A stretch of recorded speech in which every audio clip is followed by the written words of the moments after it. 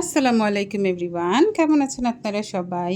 আজকে আমি একটা আমার নাস্তার ভিডিও নিয়ে হাজির হলাম। আমার সন্ধ্যার নাস্তায় ছিল হচ্ছে বিফ টিকিয়া। এটাকে আমি যেভাবে বানাই সেটাই আপনাদের সাথে শেয়ার করছি।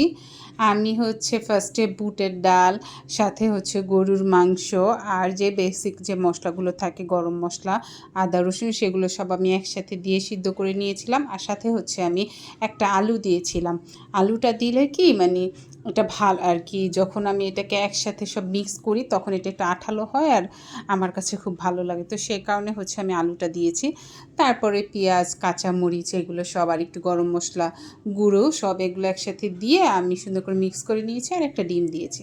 তারপরে এই যে যেমন করে ছোট ছোট করে আর কি আমি এগুলো পিস পিস করে রেখে দিয়েছি। তারপরে আমি এই যে গরম গরম ডুবো তেলে এটা ভাজছি। এটা আসলে একজন এক রকম করে বানায়, সবার আসলে রেসিপি এক হবে এটা কোনো কথা না। আমি যেভাবে বানাই সেটাই আপনাদের সাথে আর কি আমি শেয়ার করছি। তো এই যে আমি সুন্দর করে লাল লাল করে ভেজে তারপরে হচ্ছে আমি তুলে ফেলবো। অনেকে আছে হচ্ছে ভাজার সময়ও ডিম দেয়, ডিমে চুবিয়ে তারপরে হচ্ছে ভাজে। আমি এভাবে করি, কিন্তু আজকে আমি এভাবে করে করিনি। আমি হচ্ছে এমনি নর্মালি ভেজে নিয়েছি, ডিমে আর দেইনি।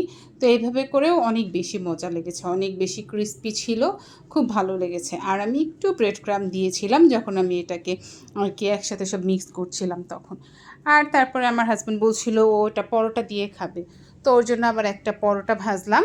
তারপর হচ্ছে পরোটা দিয়ে ও এটা খেলো, বললো যে আলহামদুলিল্লাহ খুব মজা হয়েছে।